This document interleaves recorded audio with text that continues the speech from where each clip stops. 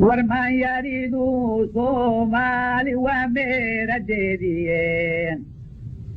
maslaxadeeda garan weyday iyo marin ku toosnaayeen macnay ku noolaan lahayd maluutin waayeen maamuus la'aan lagu waday modayaa nololeen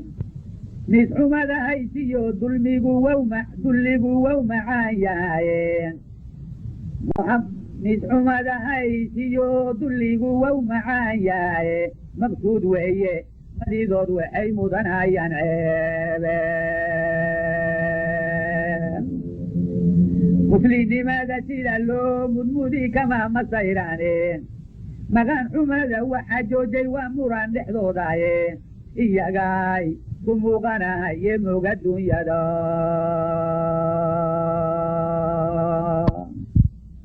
murtiday lahaayeen diliyo magaca koodaayeen murtidiyay lahaayeen diliyo magaca koodaayeen muwaafaqa kolkii laga gafaa mawtigood galaye aniga ku miiro dhamaya melegu saraaye macrifuma yeeshaan wuxuu baran masaalkoodeen maxaamilada amnigu ku jiro laga madoobaye martabada adduunkiiyo cilmiga magan bay shisheeye u yihiin meel la joogabayeen maalin noolba niman baa ku falaa waxay muraadaaneen muquney ku joogan sidii malaleeyahoye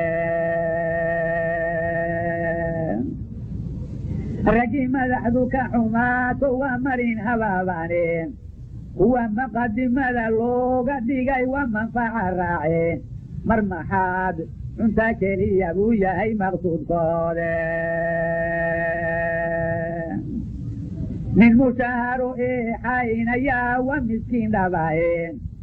mudic waxaa ka dhigay waa inuu marmin waayahayeen mudaafacana sheeg iyo inuu maya yidhaahdaaye ulimadana jamacbaa melgayo mooyisay tahayeen miladiyo shareecada barbaa maalku iibsadayeen marsiisiyo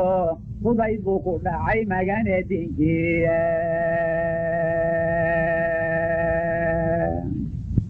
masala gaabka iyo ways hayaankii muftiyahayeen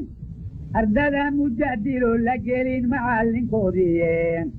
midkii dhowr masaalo soo bartay baan mara loo heline makasiyo intii maan yarbay madax wareerteeneen hadba xal muraad lagu watobaa layna maqashine waana waxan minhaajiyo ducfa meelna kaaga hoole gabaygaasuna